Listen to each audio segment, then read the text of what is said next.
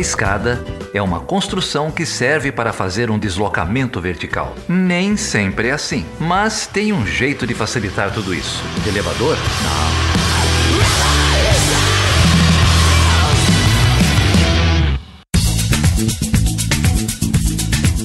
Bom, gente, obrigado aí por topar gravar com a gente. Poxa, estou muito feliz de poder receber vocês dois de novo aqui, né? Tanto o Áureo quanto o Lara já estiveram aqui algumas vezes. A Lara, eu acho que já é a quarta vez. Eu perdi as contas, Lara.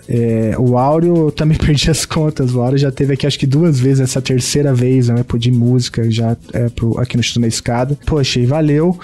Então, Geraldo, nós temos aqui a honra de receber 2 professores da Universidade Federal de Uberlândia, do programa de pós-graduação em Relações Internacionais também. A Lara, ela é muitas coisas. A Lara, enfim, ela coordena grupo de estudo sobre feminismo, já veio aqui falar sobre o Mulheres, né, Lara? E tem mais alguma coisa que você anda fazendo que eu esqueci de falar? Não. E o Áureo é colega aqui também da Federal de Uberlândia. Atualmente é o coordenador do nosso núcleo docente estruturante e também faz parte desse grupo de pesquisa aí que envolve aí vários autores que estudam pós-colonialismo, que deu inclusive, como foi acho que um dos principais frutos desse grupo foi justamente o livro que a gente vai discutir hoje. Ficou bonito o livro, né, Geraldo? Ficou bonito, já agradeço aí o Áureo e quem mais, o pessoal da editora que mandou, perspectivas pós-coloniais e decoloniais em relações internacionais, o Áureo organizador, a Lara tem um artigo, uma pancada de gente boa, tem artigo, a edição em conjunto da UFO com a UFBA, foi isso? Com a editora da UFBA, da Federal da Bahia, capa linda. Recomendamos e vamos falar do conteúdo aí. Prazer ter vocês aqui, gente. A gente que agradece. Muito obrigada aí pelo espaço. Um prazer estar aqui. Obrigadão, pessoal, pelo convite. Eu agradeço aí a possibilidade de vir falar um pouquinho sobre o livro e a oportunidade para divulgar ele aí no Chutando a Escada, né? Tem cupom de desconto para os ouvintes? Não. A gente pode arrumar aí um cupom de desconto pra galera. Falando que veio do Chutando a Escada e que ama o podcast de vocês, aí a gente agiliza o descontinho. Mas também tem uma versão gratuita, digital. Ah, também tem, ó. Então, olha, tem desconto para versão impressa, tem a versão gratuita para poder difundir mesmo conhecimento, que aqui a gente quer doutrinar mesmo. E eu tenho uma edição aqui comigo, que a gente vai sortear entre os apoiadores e apoiadoras do Chutando a Escada, só beleza? Se for assinada pelos autores, Aí, olha só, nossa, que vacilo. Vai ter que viajar esse livro, viu? Porque os autores são de muitos lugares. O Áureo veio aqui na minha casa, me entregou. Que, nossa, eu vacilei mesmo. Não, vamos resolver isso, vamos mandar assinado. Eu me comprometo a pegar assinado. O e-mail a lockdown e toque de recolher. Mas, ó, antes da gente entrar no assunto, Geraldo, eu vou te dar uma informação aqui que talvez você não saiba, ou saiba, né? O Áureo tem um podcast, cara. Que é um podcast muito bom, que inclusive ele toca com a Tati, que é lá a acidez feminina, né? Que é uma super conhecida aí nas redes, no YouTube. O podcast chama Redução de Danos. Já começou a segunda temporada, né, Áureo? Agora veio aí firme com equipamentos novos e com a periodicidade nova. Então, olha, vai lá, tá no Spotify, Redução de Danos, a gente vai deixar o link aí. Então fica o merchan. Tem o Áureo. E tem a melhor parte, que é a Tati, né? Uma dupla bem maneira. Sem dúvida. Trocando ideias sobre vários temas. Fala aí, Áureo, rapidão sobre o podcast, pro pessoal que não conhece. Eu sou, nesse podcast, eu sou o wingman da Tati, né? Eu só tô lá pra dar um suporte, né? Que o show é dela. Tem alguma parte da relação de vocês que você não é o wingman? Só pra deixar claro aqui. Porque aqui em casa eu sou sempre o wingman, então se tiver algum também. Truque aí que você não tá contando. Não, na vida, né, a gente é o wingman, né, então eu sou o wingman dela na vida e também no Redução de Danos, que é um podcast que a gente, é um projeto que a Tati pensou e a gente agora está tentando dar mais uma organizada nele, manter uma periodicidade, enfim, ter os temas, discutir temas do cotidiano, né, de forma leve, descontraída, enfim. É mais ou menos o que a gente tenta fazer. Então, quem tiver interesse aí é só acessar o Redução de Danos. Agora a gente está em todos os canais, as plataformas de podcast. E eu tenho que agradecer aí ao Felipe, sobretudo pelas dicas que ele deu para a gente dar uma melhorada, dar um grau aqui, inclusive com as indicações não só de microfone, mas também de editor, de tudo isso. Ah, é verdade. Tem o pessoal, o Thiago, né? A Letícia, lá do Estopim Podcast. Aí você tá pensando em fazer um podcast, dá uma olhadinha lá no Estopim. Fica aí o merchan pros amigos, são grandes amigos lá do Pistolando Podcast. Podcast que eu gosto muito. O Chutando a Escada conta com apoio financeiro dos seus ouvintes. Para saber mais, acesse chutandoaescada.com.br/apoio.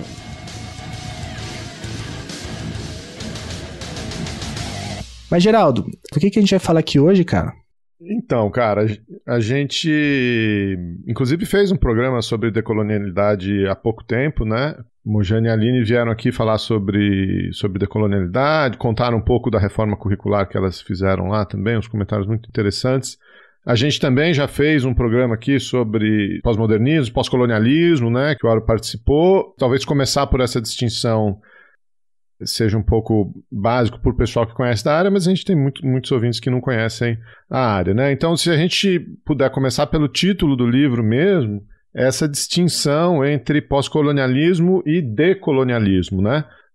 A gente já tocou nela aqui em alguns momentos, mas se vocês quiserem contar para o pessoal aí essas duas vertentes do pensamento em ciências sociais e em relações internacionais, enfim, nas humanidades de maneira mais ampla, essa distinção aí dessas abordagens críticas, né? A forma como eu entendo a discussão pós-colonial, né, a gente pode pensar que o pós-colonialismo dentro das ciências sociais, das ciências humanas e das ciências sociais em particular, é uma tradição que a gente usar a ideia de que é uma escola coesa e coerente, não dá para dizer isso, que se trata de uma série de autores e autoras que têm um determinado ponto de partida, que é a partir de uma discussão sobre o legado colonial, e cada um aí vai enfrentar essa discussão de uma forma. Eu, particularmente, por propósitos didáticos, eu gosto da distinção que um autor, salvo engano, indiano, o Sankaran Krishna, faz sobre esse tema, que ele pega lá ele faz uma genealogia do pós-colonialismo e ele vai dizer que a primeira aparição do pós-colonialismo vem da década de 50, né, que tem muito a ver com o processo de descolonização afroasiática, né, sobretudo da África Negra, e nesse primeiro momento, o pós-colonialismo, de acordo com o Sankaran Krishna, ele em boa medida, ele tem a ver com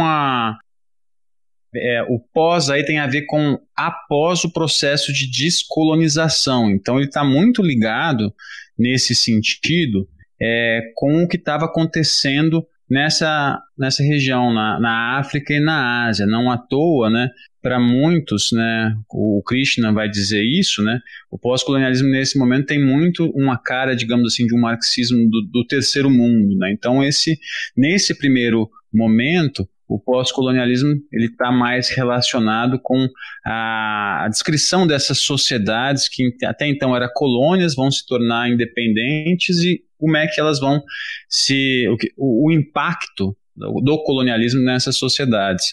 E depois disso, aí vai ter uma série de outras aparições do termo, né? Então vai ter, por exemplo, a forma como um outro autor famoso, Robert Young, pensa o pós-colonialismo. Ele argumenta que o pós-colonialismo seria a resistência política, cultural, econômica e intelectual dos povos do terceiro mundo contra a dominação ocidental. Então, enquanto o Hamza Alavi, que é o primeiro autor, né, que o Krishna vai listar nessa genealogia, argumenta que o pós-colonialismo tem a ver com após o processo de descolonização, o Young vai dizer que esse pós-colonialismo é após, digamos, o primeiro ataque europeu ao que seria o terceiro mundo, né? Então isso retrocede, por exemplo, para a descoberta né, entre muitas aspas aí, das Américas, né? E disso vai ter então, depois vai ter toda uma série de desdobramentos que vão chegar, por exemplo, em autores famosos como Edward Said, que vai em boa medida pensar a discussão, é considerado um dos pais fundadores, está no cânone do pós-colonialismo, mas ele vai pensar como é que a construção do Oriente, né, na sua obra clássica, o Orientalismo, ela é um processo que envolve relações de poder e em que as formas como o Oriente foi descrito, analisado, estudado, só fazem sentido se a gente leva em consideração como o colonialismo atravessou essas representações, a forma como o Oriente é retratado. Enfim, aí vai ter uma série de outros desdobramentos que vão trazer outros autores, que vai culminar nessa tradição tão heterogênea de autores e autoras aí. Vai ter depois Baba, Spivak, toda uma série de outros autores. Bom, eu super concordo com o Auro, né? Eu acho que vale essa menção de que o pós-colonialismo acaba aparecendo como um pouco uma ideia guarda-chuva, né? E por isso bastante generalista, né? Ela acaba envolvendo aí correntes muito distintas, produzidas em localidades muito distintas. O próprio professor João Pontes, no prefácio do livro, ele coloca, na verdade, como sendo um conjunto de saberes, né? Que são difusos, são fluidos, mas e que sofrem influência de muitas áreas, né, como o marxismo, o feminismo, o pós-estruturalismo. Eu acho que o que diferencia um pouco cada uma das possíveis linhagens será um pouco também o grau de influência dessas escolas, um pouco o local da sua produção, né? Mas o pós-colonialismo em si acaba aparecendo como um signo bastante amplo, né? Tem um autor como Grobov que vai falar sobre uma espécie de uma comunidade imaginada de interesses, né, vinculados ao engajamento político do sul global. Mas a decolonialidade, os decoloniais, eles começam a aparecer já como uma espécie de uma tentativa de especificação dentro desse guarda-chuva, né, que já nos conta sobre uma produção a partir de uma geografia específica, bastante preocupada com a América Latina, e também já sofrendo influência de escolas um pouco diferentes do que outros grupos virão sofrer, né? Então, existe uma divisão que eu gosto, que é da Luciana Balestrin, uma professora que também escreve no livro, e tem um artigo muito bom para quem está começando a estudar o tema, que fala sobre o giro decolonial, explica esses processos, e ela vai fazer uma divisão, quando ela pensa o pós-colonialismo, que acaba, como eu disse, sendo muito abstrato, muitas vezes é uma palavra que nem é mobilizada pelos próprios autores. Quando a gente pensa, por exemplo, Spivak, eles não se autodeclaram pós-coloniais necessariamente.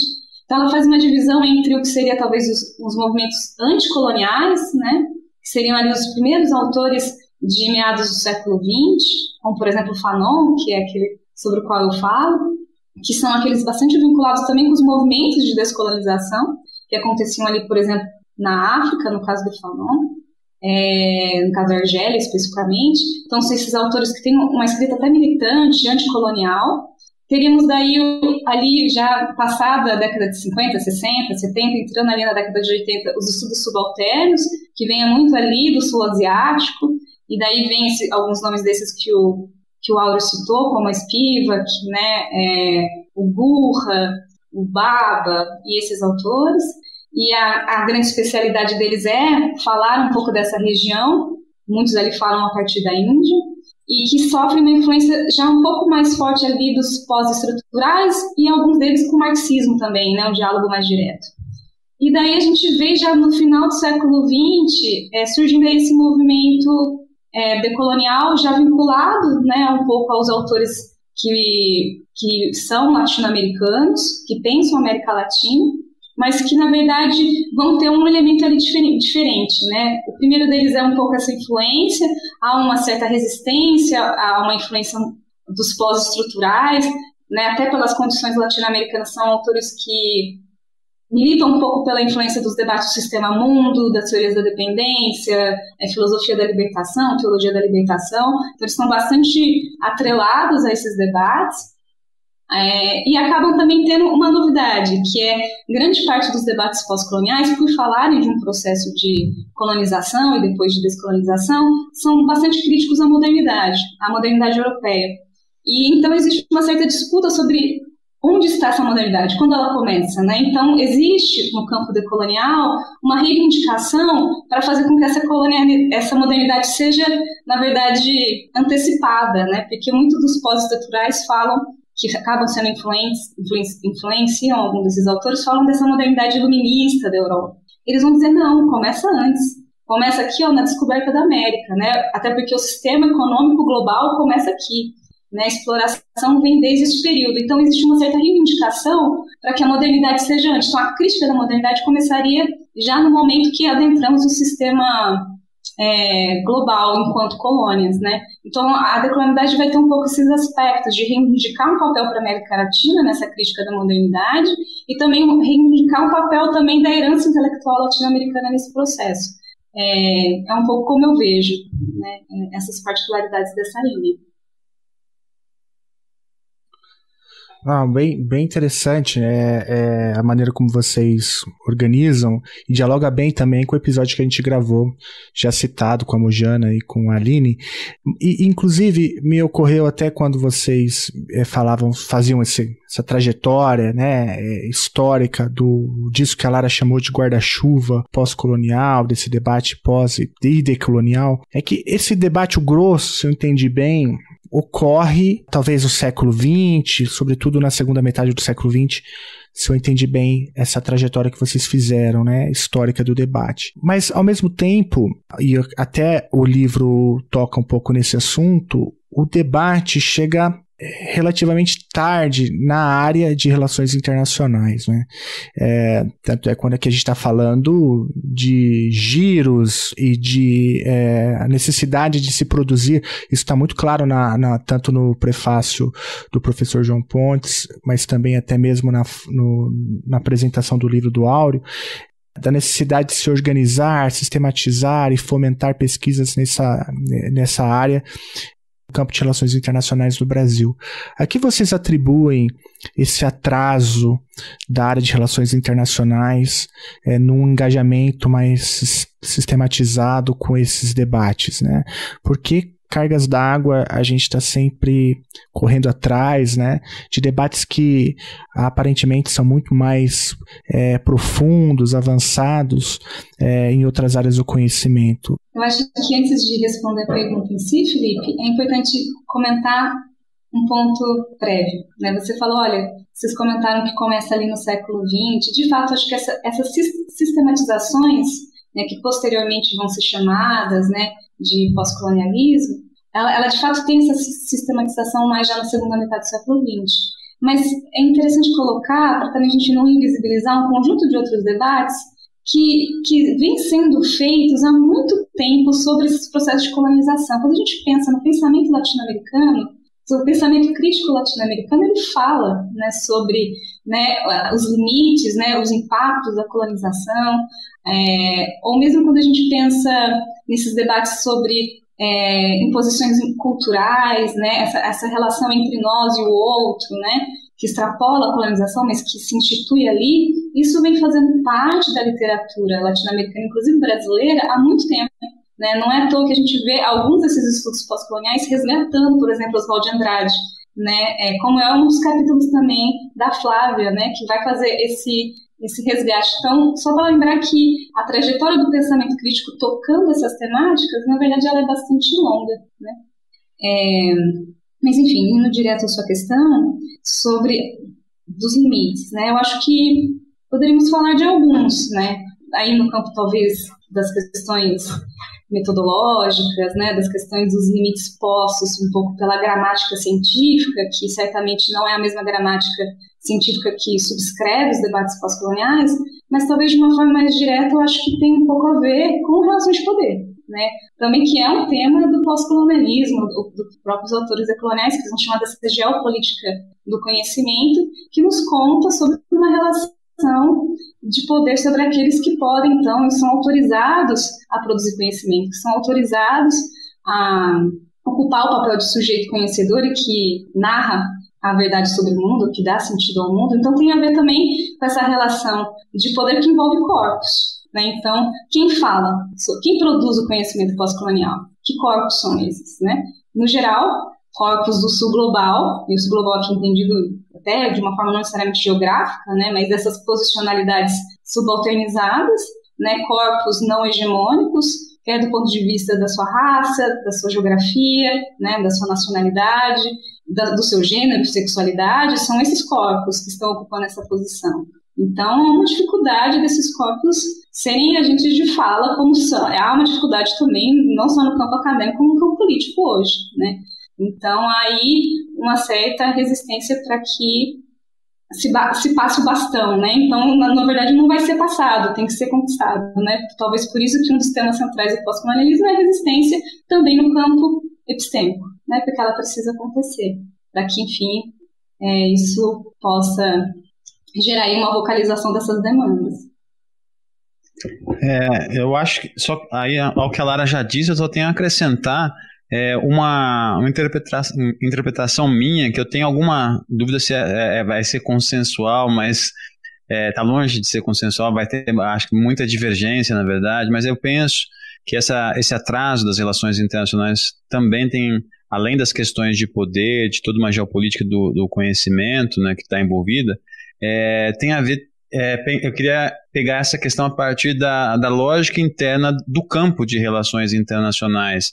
O que me vem à cabeça, quando eu penso por essa perspectiva, quando a gente olha aquelas discussões tradicionais, né, da área de relações internacionais, o primeiro debate, como vamos estudar a política internacional, se vai ser como ela deveria ser, segundo debate metodológico, enfim, o que a gente vê ao longo dessa visão tradicional, que vem sendo inclusive contestada agora pelas perspectivas críticas, é sempre um esforço de você entender qual é a natureza do sistema internacional, e daí você vê que isso se reflete em boa medida na produção teórica daquele tempo, né? Então a gente pega, por exemplo, um livro clássico, né, como a Política entre as Nações, do Morgenthau, ou depois as próprias obras do Kenneth Waltz, são esforços hercúleos de você tentar capturar o que seria essa natureza, essa regularidade do sistema internacional e,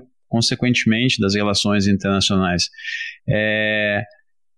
Aí eu posso cometer alguma injustiça, mas acho que talvez o último grande esforço de tentar fazer essa captura do que seria o fundamento, a natureza, tenha sido com o livro de 99 do Wendt, né, a Teoria Social da Política Internacional. Depois disso, né, o Wendt tem o livro de 2015, né, que ele vai trazer teoria quântica para ciências sociais, mas é um livro que é difícil de você compreender, porque você tem que ter base em física quântica, e eu particularmente não tenho nenhuma, né? Mas o que eu vejo muito é que você havia uma lógica, né, de você tentar capturar essa essência, o que seria esse fundamento das relações internacionais. E quando a gente passa para o campo crítico, não me parece ser necessariamente essa pretensão, né? Me parece ser, muitas vezes, apontar como esse internacional moderno ele tem várias facetas que até então eram ocultas, né? Então, apontar, por exemplo, o legado do colonialismo, da colonialidade para a formação das relações internacionais, os cortes de gênero e de raça que são importantes para a compreensão das relações internacionais. Então, pensando a partir da lógica interna do campo, a gente, em boa medida, a gente está atrasado, penso eu também, dessa perspectiva da lógica interna, justamente porque a pretensão até um tempo atrás era outra. A gente não precisaria, em boa medida, né, a visão hegemônica desses aportes da sociologia, da antropologia, enfim, de outras áreas. Enfim, esse é o ponto que eu queria lançar.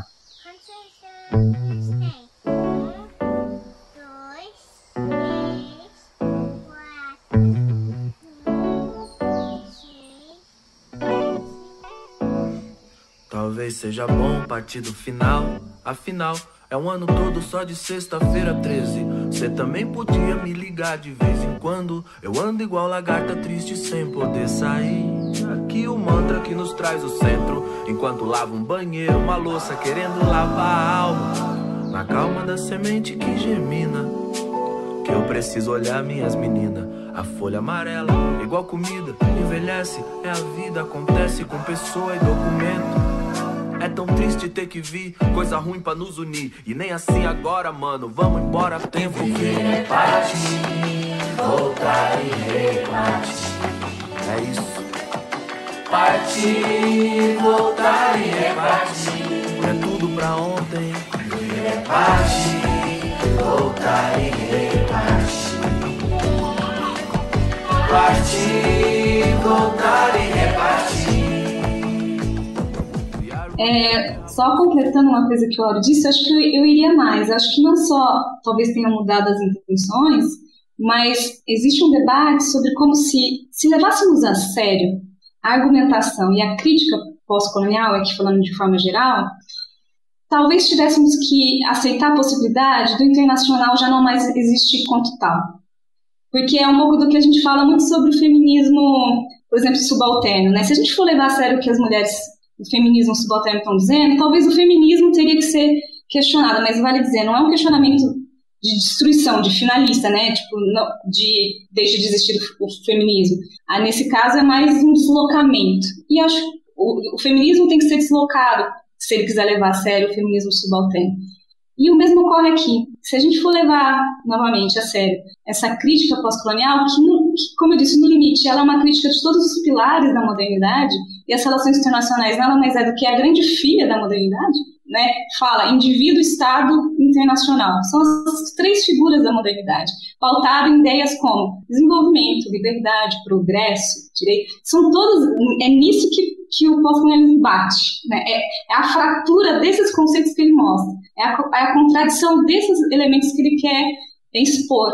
Então, ele gera um deslocamento da própria ideia do que a gente entende como internacional. Então, eu acho que é desconfortável para a nossa disciplina correr o risco de não existir enquanto tal, ou ter que ser repensada. Então, acho que também essa dificuldade, pensando nesses termos do Auro, tem a ver com isso.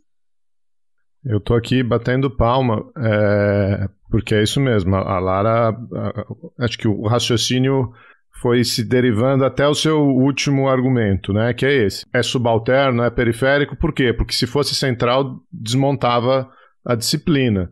E eu só acrescentaria mais uma coisa que vocês já falaram, né? Mas é que a disciplina, como discurso, é um discurso de legitimação da existência do Estado. É o que você acabou de falar, né? Os elementos da modernidade, mas também tem um elemento político duro aí, né? Ou da prática da política do dia a dia.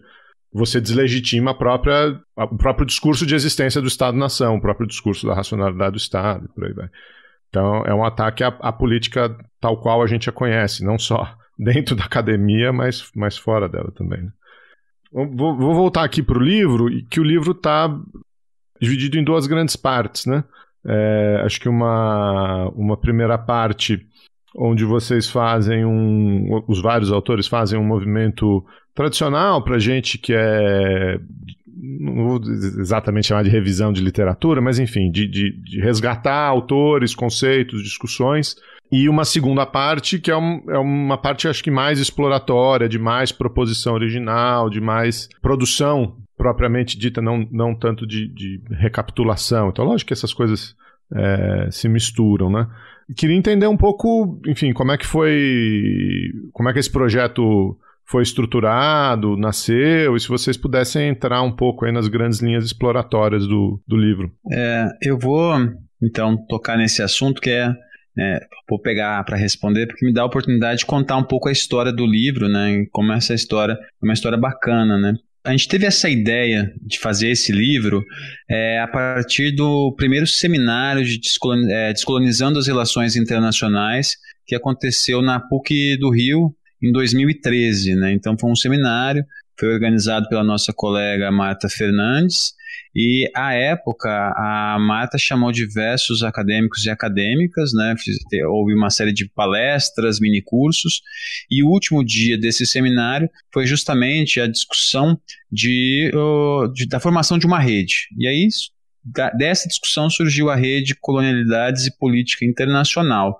E no brainstorming que estávamos tendo lá sobre a rede, o que ela podia ser, o que ela podia fazer, surgiu a ideia do livro, né? Eu me lembro a época que eu falei, olha, talvez fosse legal a gente pensar num livro que fosse introdutório, assim, sobre o que é o pós-colonialismo para estudantes de graduação, de pós-graduação, né?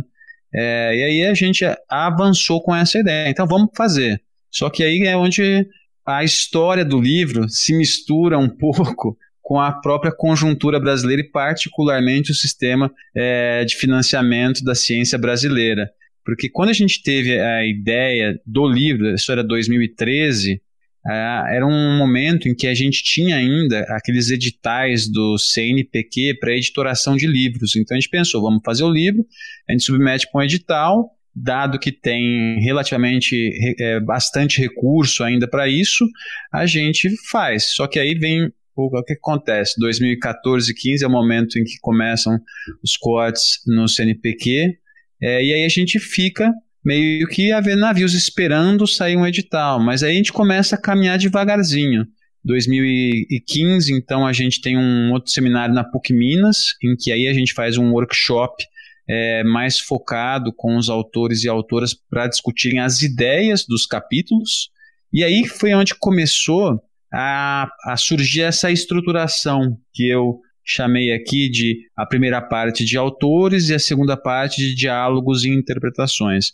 Porque uma parte dos colegas que estavam contribuindo com o livro, eles tinham trabalhos sobre a análise de determinado pensamento de algum autor. Então a gente tem o capítulo da Lara e da Natália, por exemplo, era um capítulo que queria discutir a relação entre Fanon e Nandi e a partir de uma chave da liberdade, por exemplo. Você tem o capítulo de um outro colega, esse na verdade acho que é sócio remido, ele fala, né, do Chutando, que é o Léo Ramos, né? O Léo, ele tem um capítulo que era sobre o Naim Nayatullah, enfim. Então esses colegas que tinham trabalhos pensando os autores, eu aloquei nesse eixo estruturante. Mas haviam também outros trabalhos de colegas que, a partir de insights, né, da literatura pós-colonial e decolonial, procuravam realizar determinadas interpretações sobre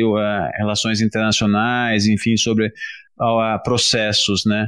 E, por exemplo, o capítulo da Ana Delgado e do Ramon Blanco vai procurar discutir como é que a colonialidade se incrusta no sistema internacional. O nosso outro colega, o Vitor Lage, da Federal da Bahia, vai discutir o pensamento social brasileiro e vai procurar fazer uma interlocução com o pós-colonialismo. A outra colega, a Francine de Paula, vai discutir a ascensão e queda do Brasil durante o governo Lula. Enfim, quando esses capítulos começaram a surgir, aí eu vi que dava para fazer uma segunda parte do livro, em que seria essa discussão em que você, a partir de insights dessas literaturas, você explora, né, determinados eventos. A partir disso, aí foi correr atrás do dinheiro, né? Então, aí desde o livro ficou pronto, né? Eu tinha o boneco no meu computador em 2016. 2016 eu já tinha ele pronto, estava lá, e aí ele dormiu, enquanto eu corria atrás de recursos. Quando você esteve aqui, na primeira vez, ele já estava pronto, então? Já. Quando eu estava... A primeira vez que eu vim ao Chutando falar com vocês, o livro estava pronto, então eu estava correndo atrás de financiamento, e aí foi onde 2016 para frente, né, teve todo esse turbilhão pelo que o Brasil passou, o golpe, depois Temer, agora Bolsonaro, toda essa tragédia. Isso tudo impactou as formas de correr atrás de recursos. A sorte aí, né, que a gente teve foi que a gente encontramos no nosso caminho pessoas que acreditaram no projeto, né? Então, de um lado, teve o pessoal da Federal da Bahia, Essa conexão foi viabilizada pelo Vitor, o Vitor Lage, ele quem passou o contato do pessoal da editora. E depois a UFO, né, a Universidade Federal de Uberlândia, ela também topou a financiar parte do livro, né? Então, quando essas forças se uniram, aí a gente conseguiu avançar. Aí demorou um pouquinho, porque a primeira editora, a gente foi fazer com ela tinha uma dificuldade burocrática que não permitiu que a gente pagasse o livro. Depois aí foi para a Federal da Bahia, e aí saiu, aí eles toparam, não tinha nenhuma pendência, e aí avançou. E aí isso culminou nesse livro sair, começar a ser gestado em 2013, mas ficar pronto só em 2021. Isso mostra que não basta ser acadêmico, dedicado, você tem que ter paciência e persistência, né? E por isso que a todo tempo o grupo sempre agradece muito ao Áureo, porque o Áureo aí foi muito persistente, resiliente com todo esse processo para conseguir fazer o livro sair. E que como eu disse, né, essas barreiras são uma... Porque a nossa ideia sempre foi, me corrija se eu estiver errada, Áureo, produzir um livro que pudesse ser usado pelas nossas graduações, né, pelos nossos alunos de pós-graduação. É um livro em português, né, porque grande parte dessa literatura é em língua estrangeira, acaba sendo, né, um limitante para o acesso aos estudantes, né, um livro que também gerasse, né, esse movimento de primeiro contato. Então, entendíamos também como uma contribuição pedagógica também, né, para além da sua contribuição intelectual. Inacreditável, né? Enfim, para ver, né? A gente já podia ter tido contato com esse livro anos atrás, mas a gente está atrasado até nisso, né? Então fica aí, olha, o livro está realmente muito bom, é muito bom o livro, e ele impressiona também pela qualidade da edição que a Edufba fez. Enfim, eu já falei isso aqui, mas é que ainda bem que vocês tiraram o tucano da capa, né? A hora me contou um bastidor, aí tinha um tucano na capa. Depois você conta essa história. Mas enfim, tô meio indignado aqui com a situação, mas ainda bem que a Universidade Federal de Uberlândia encampou, e também a Federal da Bahia. Daí a importância, tá vendo? Das federais, do recurso público à ciência, né? Da necessidade de se manter os editais. Eu tô um pouco triste porque teve na semana da gravação desse episódio, teve uma conferência, né? Uma conferência de imprensa com a Andifes, falando sobre o orçamento para pesquisa em 2021, e o quadro é muito desolador, né? Enfim, que atrasa tudo, atrasa os debates, atrasa as pesquisas. Mas enfim, vamos falar sobre o livro. O Áureo tem, né, a apresentação, a gente já citou aqui, sobre a estrutura do livro, sobre a maneira como ele foi gestado. Foi importante você citar também, Áureo, a rede de pesquisa Colonialidades e Política Internacional. Aliás, ela está ativa, então, né, imagino que agora ela esteja mais do que nunca ativa, até por conta da publicação do livro. Como que o ouvinte pode fazer para, enfim, entrar em contato com a rede, se quiser saber mais? Vocês estão produzindo mais o quê? Tem, sei lá, rede social, esses trem? A gente tem uma página no Facebook, temos um blog também da rede, depois eu posso passar a disponibilizar o link aí, mas se entrar no Facebook, digitar Colonialidades e Política Internacional, o ouvinte vai conseguir acessar. E basicamente, agora o que a gente está fazendo, a gente está se dedicando aos lançamentos do livro, né? Então, a nossa colega Francine está organizando um lançamento, inclusive, na universidade que ela leciona, né? Na Queen's University, lá de Belfast.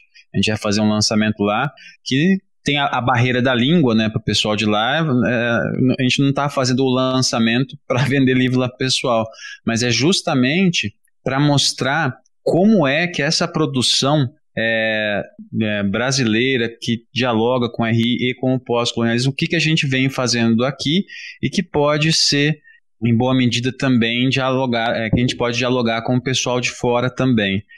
Isso é um ponto que eu acho que chama bastante atenção nesse trajeto todo que a gente caminhou para chegar nesse livro agora. Eu me lembro que quando eu fui tentar escrever, né, começar a redação do meu capítulo de apresentação, eu falei, acho que seria legal apresentar Não o que é o pós-colonialismo, que isso aí é uma tarefa hercúlea, muito difícil, e tem um livro todo para discutir isso, mas relatar para as pessoas interessadas de onde é que em relações internacionais, quem foram as pessoas que começaram, né? Então, eu relatei para vocês aí que foi a partir de 2013, mas antes de 2013 a gente tinha esforços de pessoas e eram esforços ainda que importantes e bem feitos, isolados, né? Então você tem, por exemplo, em 2010 você tem o artigo do Ramon Blanco, que era sobre pós-colonizar a paz. Em fevereiro de 2011 tem o lançamento do livro em fevereiro de 2011 tem a defesa da tese do doutorado da Marta, que é sobre pós-colonialismo, né? Ela estuda operações de paz a partir da perspectiva pós-colonial. Em agosto de 2012 tem a defesa da minha tese de doutorado, e depois, ainda em 2012, no encontro da Unboxer, quando a Luciana Balestrin apresenta o capítulo, o artigo dela, que depois vai ser publicado e que é muito citado, que é sobre o giro decolonial, né? Então você tinha esses esforços que a rede foi tentar fazer eles trabalharem de forma mais concertada. O que eu vejo depois agora é que tem uma série de outras pessoas, de outros grupos, né, que estão trabalhando com pós-colonialismo e que me chama muito a atenção.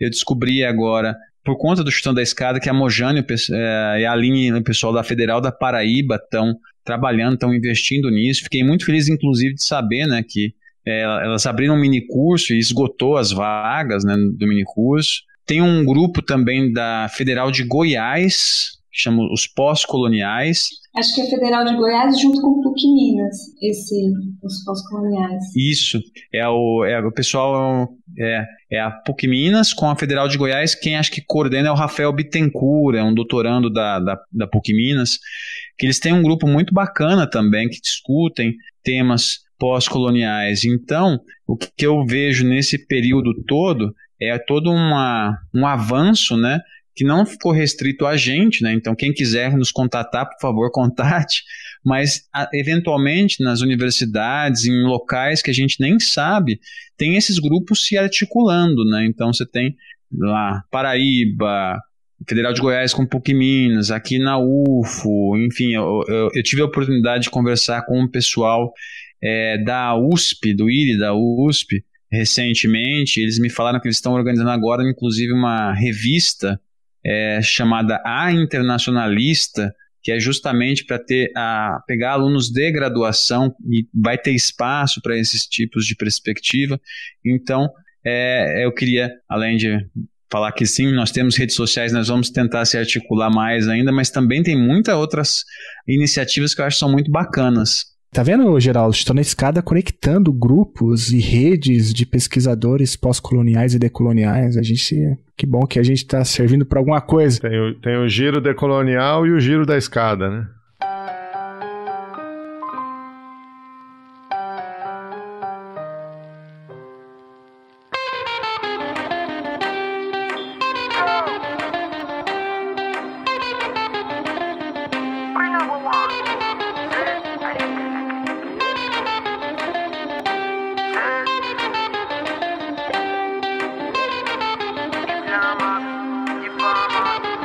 Não passa disso, não me engana que eu sou sul-americano.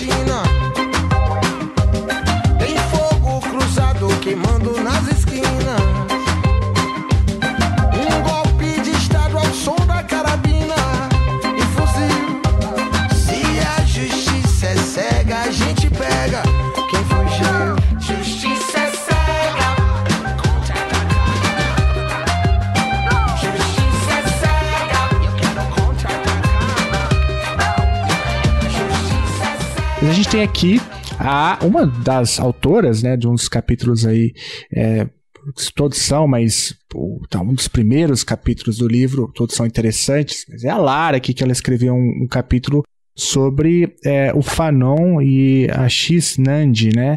Ô Lara, como que teu capítulo se insere no debate? Qual a importância desses autores para essa discussão toda que a gente já travou aqui? Conta pra gente um pouquinho aí sobre o seu capítulo, as motivações. Ele foi escrito com a Natália, né? Fala pra gente um pouquinho aí. Então, esse é um capítulo feito por 2 pessoas, né?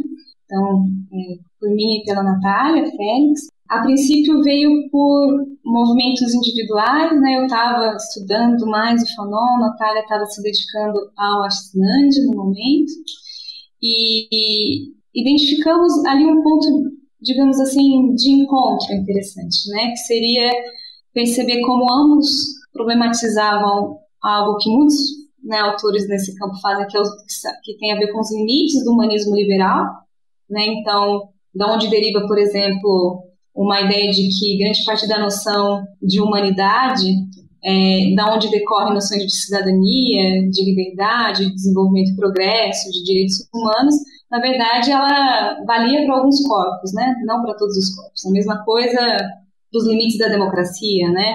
Então acho que a gente percebia que esses 2 autores, eles faziam essa problematização, pensavam esses limites, mas acabavam construindo trajetórias diferentes para chegar nessa crítica, né?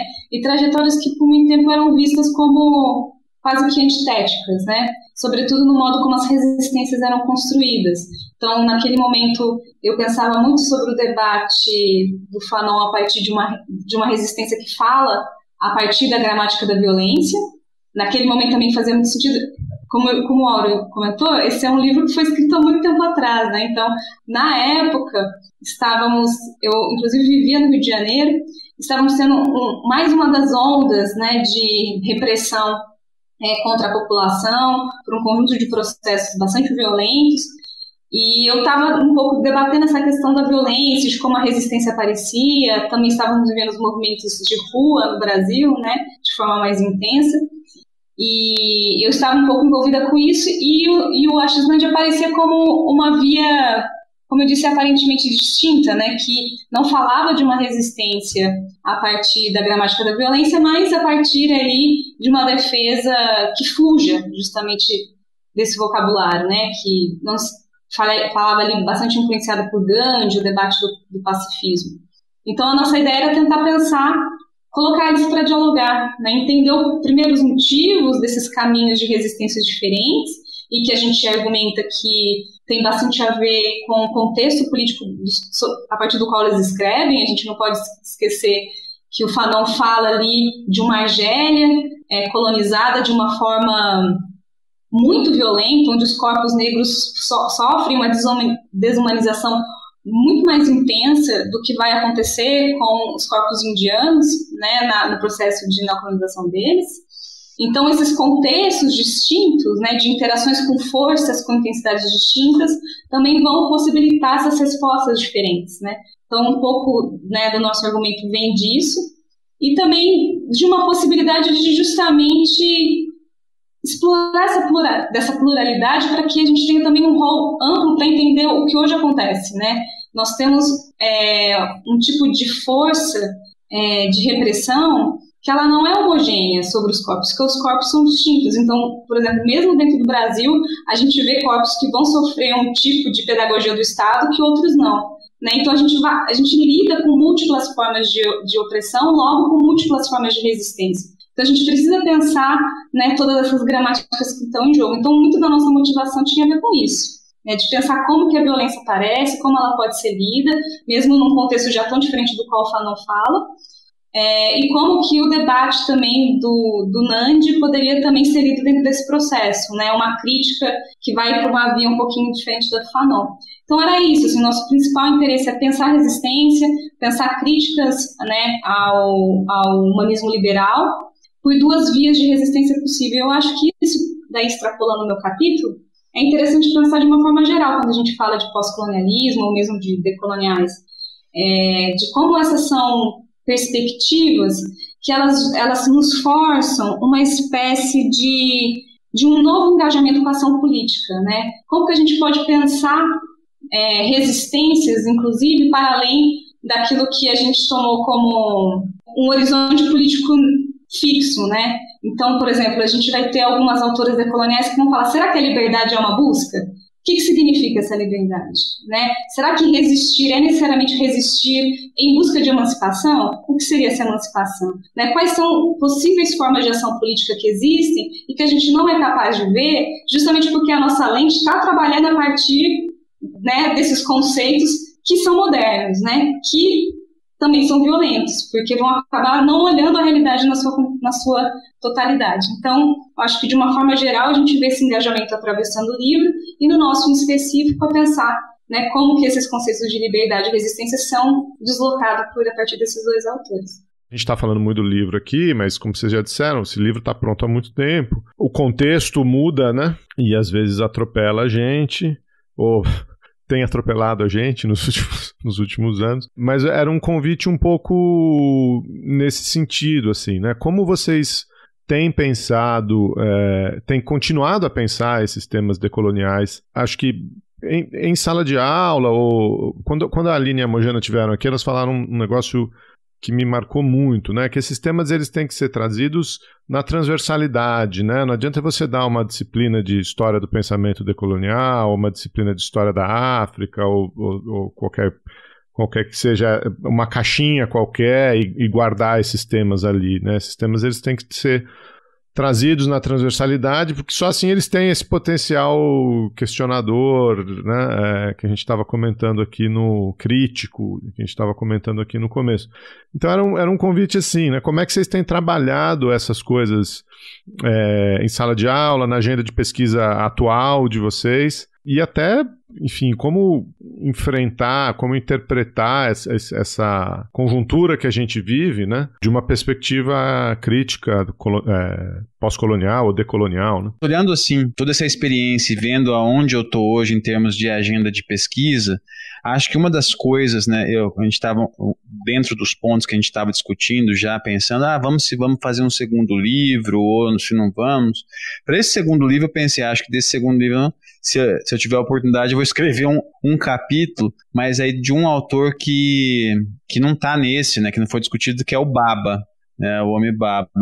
Mas por que o Baba? Porque justamente a forma como eu venho trabalhando o pós-colonialismo, né, o pós-colonialismo, para mim, ele é muito mobilizado por uma agenda de pesquisa que tem a ver com construção da paz, operação de paz, peace building, esse tipo de discussão.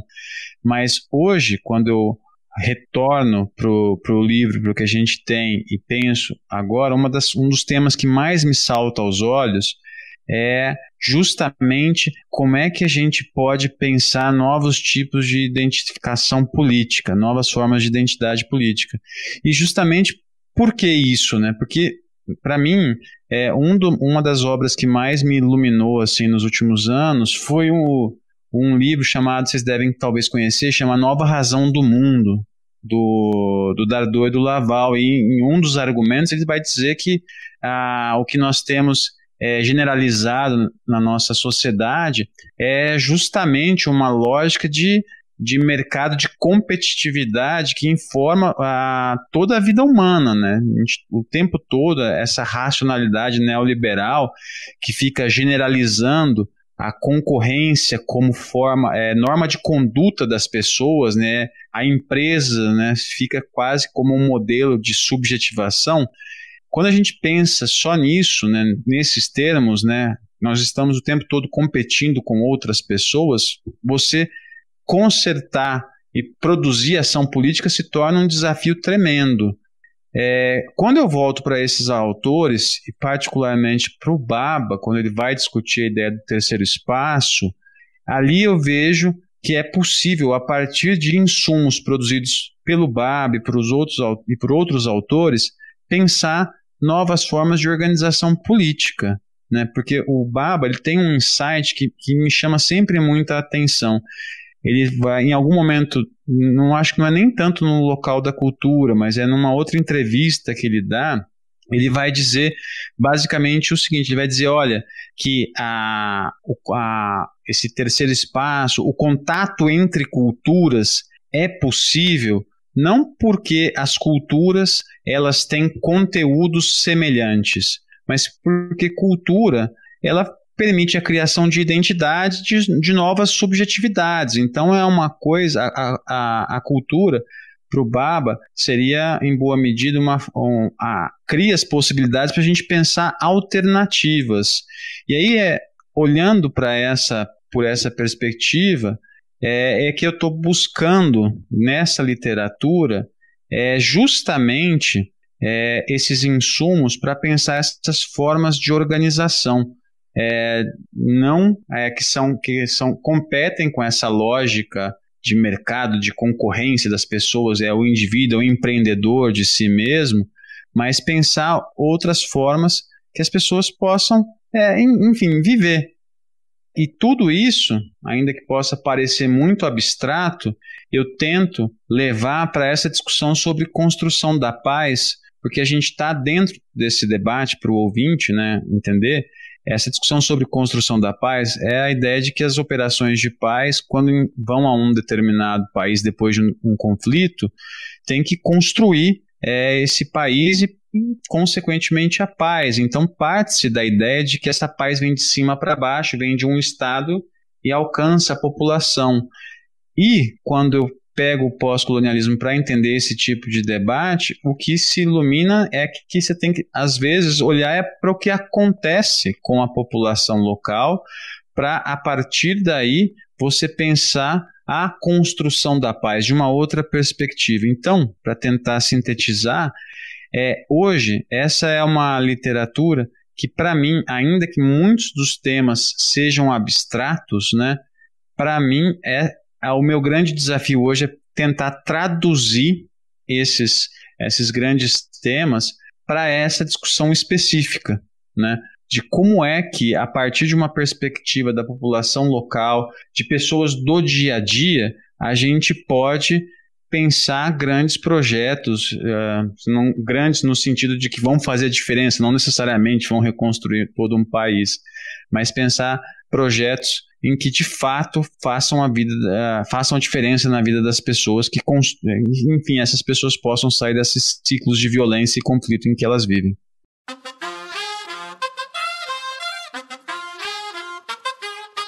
Tú nos dices que debemos sentarnos, pero las ideas solo pueden levantarnos, caminar, recorrer, no rendirse ni retroceder, ver, aprender como esponja absorbe. Nadie sobre todos, faltan todos, suman todos para todos, todo para nosotros. Soñamos en grande que se caiga el imperio, lo gritamos algo, no queda más remedio. Esto no es utopía, es alegre rebeldía del baile de los que sobran de la danza tuya y mía. Levantarnos para llevar, ni África ni América Latina se suba. Con barro, con casco, con lápiz a patear el fiasco, provocar un social terremoto en este charco.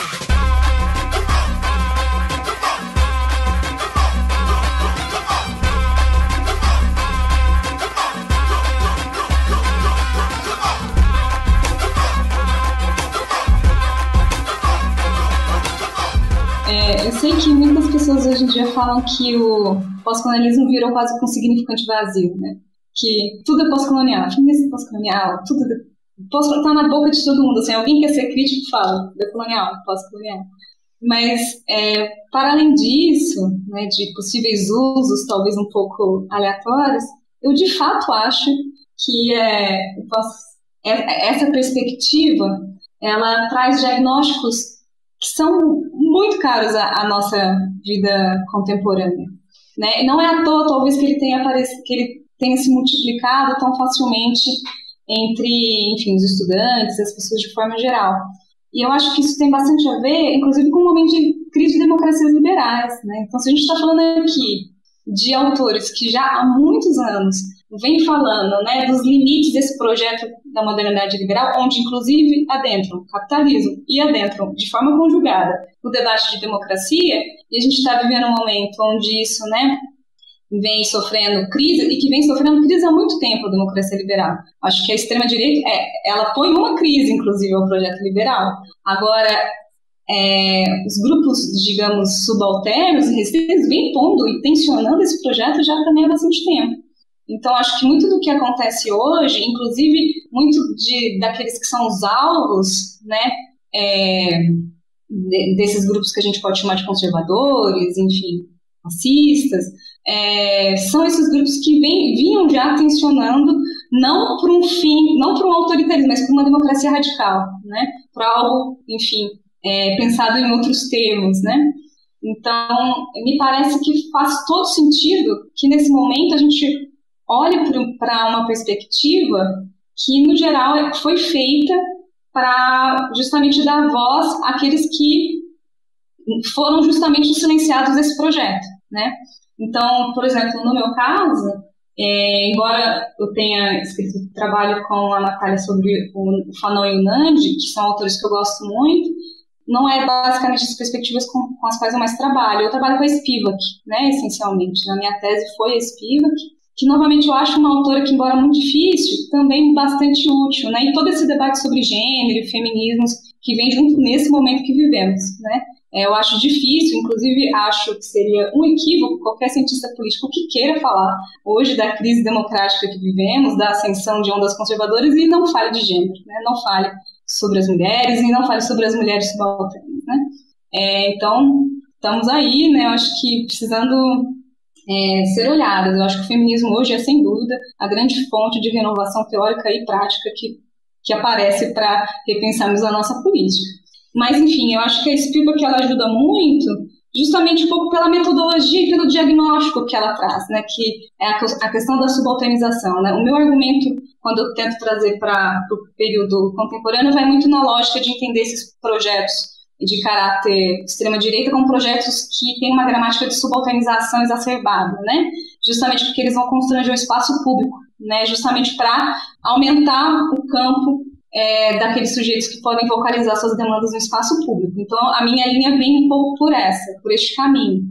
Mas eu acho que, de uma forma bastante geral, o que a gente pode dizer é que um dos grandes diagnósticos do pós-colonialismo é falar, olha, os projetos modernos ou a modernidade liberal, ela cria uma lógica de outridade, ou seja, todo aquele que escapa à identidade hegemônica, que é homem branco, burguês, urbano, todo aquele, nesse caso também conservador, todo aquele que escapa essa lógica narcísica do eu hegemônico, ele vai ser colocado num campo de outridade, né, num campo de inimizade e ameaça. E eu não consigo ver uma lógica que melhor cabe também para o modo como a nossa política hoje organiza a diferença, né? Olha para o nosso governo, que vai trabalhar todo o tempo com uma construção de outridades, e a diferença é sempre uma ameaça. Quando a gente pensa na mulher, os debates de sexualidades, é sempre no campo do pânico moral, né? Então está sempre dentro dessa linha, dessa construção. Então eu acho que esses debates de como a diferença tem sido mobilizada por esses governos,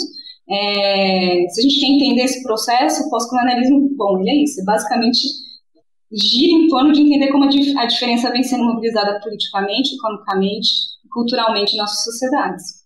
Então, num momento extremo como esse, talvez seja uma das perspectivas que me parecem politicamente úteis para análise e eticamente úteis também. Eu ia reforçar isso que a Lara falou e ver se ela quer desenvolver mais. Porque é isso, né? A crise do liberalismo ela não é recente, né? O jeito que eu costumo falar sobre isso esses movimentos de contestação, eles têm décadas. Só que nos anos 90, eles eram movimentos um pouco mais para o nosso lado, né? Fórum Social Mundial e até um autor quase liberal, como é que era? Os descontentes da globalização? A globalização e seus descontentes. Essa percepção já estava lá, né? Mas como essa crítica ao liberalismo foi sequestrada, né? E aí esses corpos periféricos, quer dizer, até nisso eles perdem na disputa de poder, né? Quer dizer, a crítica já estava lá, o sofrimento já estava lá, mas não mobilizava a mudança. E agora a gente tem uma onda reacionária enorme chegando de novo desses corpos do meu corpo, né? O homem branco, hétero, blá, blá, blá, blá, blá, blá. Só o conservador que eu escapei aí na sua descrição, Lara. Mas aí sim você tem reação, você tem movimento político, você tem o sequestro das estruturas materiais, né, e tal. Então acho que, enfim, você tá é isso, né? E para onde vamos agora, né? Você trouxe aí, tem que usar o pós-colonialismo, tem que usar o feminismo. É daí que vem a renovação, né? A renovação crítica e ativista, né? É ética, moral. Não, talvez eu faça um adendo, pode ser que eu corra o risco de ficar pior, que eu me faça mais confusa, mas é que eu acho que tem um elemento que eu, novamente, retomo a importância, porque muitas vezes o pós-colonialismo ou os debates dentro dessas escolas são criticados pela própria crítica, né, marxista, por exemplo, por talvez estarem aí no campo de um certo debate mais cultural, talvez dentro de uma estrutura mais das ideias. E eu acho que esse é um momento onde fica claro como a gente precisa trabalhar os elementos de forma transversais. Porque as estratégias, elas vêm cruzadas, né? Então, por exemplo, existe um argumento que vai demonstrar como a união entre os processos de debate de desigualdade econômica e diferença social, lembrando que desigualdade econômica acontecendo ali no campo da materialidade clássica, né? E a diferença social acontecendo aqui no campo da construção das identidades hegemônicas, do inimigo, da ameaça, como elas caminham cruzadas e são um pouco constitutivas. Inclusive, elas nos ajudam muito a entender por que liberalismo e conservadorismo estão agora, assim, andando um pouco de mão dada, né? Então, justamente por conta dessa capacidade de fazer essa ponte, né, onde os problemas econômicos, ali, as desigualdades econômicas, são ali travestidas e transferidas para o campo social, não mais como desigualdades, mas como diferenças e em tese, atacadas ali, né? Então, o nosso governo, por exemplo, ele fala, eu vou acabar com essa instabilidade através de um combate da diferença social, mas não da desigualdade. Então, a instabilidade gerada por processos de desequilíbrio, que é um desequilíbrio muitas vezes no campo, por exemplo, de uma demanda por equidade econômica e material, vai ser resolvida no campo da igualdade social, que é o que faz os totalitarismos. Homogêneo, todo mundo igual, né? Acaba com a diferença. Então a gente vê como essas duas esferas, elas têm estratégias correlatas, né? E inclusive vem daí os seus interesses comuns. Então todo esse debate no campo das moralidades, né, que agora avançam e indicam espaço dentro da esfera pública. Então acho que novamente, o pós-colonialismo, diferente de ser talvez aquilo que julgaram, né, algo que esquece do campo da classe, o campo da economia, a meu ver, na verdade, ele consegue fazer, né, justamente esse entendimento cruzado, que precisa ser feito, sobretudo no momento como a gente vive agora, considerando as coalizões que formam o campo da extrema-direita. Então, eu acho que isso aí ajuda bastante a gente entender esse processo. Não, sem sombra de dúvidas, né? Poxa, achei muito, muito animal, assim, que vocês falaram sobre a maneira como vocês estão trabalhando. São inúmeras as perspectivas, né? As possibilidades também de atuação, frentes de pesquisa, né? E eu acho que o livro cumpre com folga esse objetivo inicial que você mencionou, Áureo, de apresentar a riqueza do debate, né? De maneira introdutória, sim, mas ainda assim muito profunda, né? Mobilizando diversos autores e inserindo, né, o debate sobre o pós-colonialismo e o decolonialismo aqui para o público em língua portuguesa, né? Para o público aqui, nossos alunos interessados no tema. A gente espera que esse seja primeiro exemplar, né, de talvez uma série. Infelizmente as condições não são boas, mas acho que conteúdo não falta, né? Já temos até spoilers, Geraldo, do capítulo que o Áureo escreverá na segunda edição do livro, né, sobre o Baba, e também já temos spoilers do capítulo que a Lara escreverá na segunda edição, que vai ser justamente essa discussão da conjuntura mais recente do brasileira, né, e como que o feminismo ajuda a entender tudo isso. Eu acho que a gente cobriu bastante. Eu só queria agradecer novamente a oportunidade de divulgar o livro. É sempre um prazer estar aqui, compartilhar ainda mais o espaço com a Lara. E eu acho que se eu pudesse tentar sintetizar, né, com perigo de cometer eventuais equívocos aí no meio dessa síntese, mas uma das mensagens mais interessantes que eu acho que o pós-colonialismo nos ajuda a trazer e discutir, vem de um autor que eu particularmente gosto muito, tem algumas pessoas que não gostam, que é o Walter Mignolo, né? O Mignolo tem um livro dele em que ele vai falar sobre o lado mais sombrio da modernidade, né? E aí, em algum momento, ele vai falar, olha, se a gente comparar o mundo em 1500 e o mundo no século XXI, né, você tem uma baita diferença. O mundo em 1500 era um mundo mais policêntrico, você tinha impérios e não sei o que, era tudo muito diferente. E agora, quando você olha para o mundo agora, as coisas parecem ser muito mais homogêneas, né? Você está aqui em Uberlândia, onde eu estou, eventualmente o lugar é muito parecido com, sei lá, se eu estivesse em Nova York, algum outro lugar, né? As coisas se tornaram muito homogêneas. E, normalmente, as explicações que se dá para isso é que, olha, o mundo, nesses 500 anos, mais de 500 anos aí, passaram por 2 processos, né? Revolução Industrial, Revolução Científica, etc. Mas o Mignolo chama a atenção para a gente, para como um processo essencial ali, a gente muitas vezes deixa de tocar, que é o processo justamente da dispensabilidade da vida humana. Nesse período todo, e ele não é o único que diz isso, mas o jeito que ele coloca, eu acho que chama muita atenção, essa dispensabilidade da vida humana, em que algumas vidas se tornaram mais dispensáveis do que outras, esse foi um processo fundamental para que todas essas transformações acontecessem, e que para muitos processos que a gente vive hoje, inclusive vários que a Lara e o Geraldo estavam citando aí nessa última parte, ainda persistam. E essa dispensabilidade ocorre justamente porque vidas se tornam dispensáveis a depender de determinados marcadores, né? Enfim, marcadores de gênero, de raça, enfim, etc. Então, se eu tivesse que defender uma mensagem do livro, uma mensagem final, como é que esse tipo de discussão, apontando como a gente pode resistir a essa dispensabilidade da vida humana, isso ainda é essencial. Então, é por isso que não precisam ler só esse livro, mas leiam, sugerir aos ouvintes, leiam mais aí sobre o pós-colonialismo. Bom, vou então também agradecer. Na verdade, eu queria fazer só 2 agradecimentos, né, ao Chutando a Escada pela oportunidade de divulgação do nosso trabalho e também pelo convite. E queria fazer um agradecimento em nome dos autores ao Áureo, né? Então a gente fizeram ali aquela brincadeira, mas assim, realmente foi um trabalho que, olha, eu acho que o Áureo se arrependeu de não ter feito capítulo e ter sido só organizador. Porque, assim, foi muito mais trabalhoso esse processo do que qualquer trabalho que tivemos para fazer esses capítulos, né? Então, eu tenho certeza que todos os autores se uniriam ao coro, de agradecer aqui ao Áureo por essa insistência, porque foi uma insistência importante, né?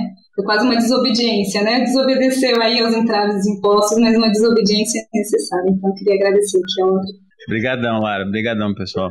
Valeu, Áureo. Obrigado mesmo. Lara, obrigado também a vocês dois pela parceria de sempre e por toparem divulgar o livro aqui.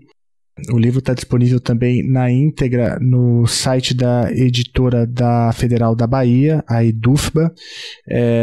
E também lembrando que a gente vai sortear uma edição impressa lá entre os apoiadores e apoiadoras do Chutando a Escada, o melhor grupo do WhatsApp. Eu só não deletei o WhatsApp de vez por conta daquele grupo, tem muita gente boa lá trocando ideias, né? A gente vai sortear um. Então, se você ainda não é apoiador, acho que é uma oportunidade de se tornar. Quem sabe você já não se torna um apoiador e já ganha um livro. Fica ótimo. Gente, obrigado aí pelo tempo de vocês mais uma vez e a gente segue conversando.